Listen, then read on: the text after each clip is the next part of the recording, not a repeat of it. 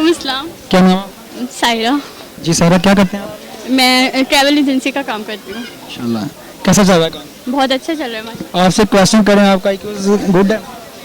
इतना भी नहीं है, खास नहीं है। थोड़ा सा क्वेश्चन कर लें आपसे। क्या वो कौन सी चीज़ है जो आपके और सब इस्तेमाल करते हैं? क्या चीज़ दोबारा बोले? वो कौन सी चीज़ है जो आपकी है और सब इस्तेमाल करते हैं? दिमाग। नहीं। मेरी और सब इस्तेमाल करते हैं।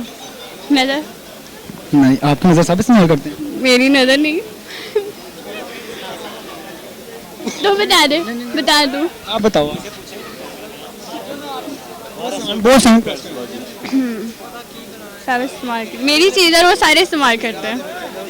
मेरी चीज़। दिमाग।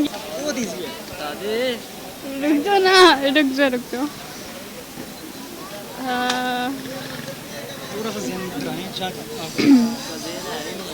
वाकई। बता दूं? बताएं।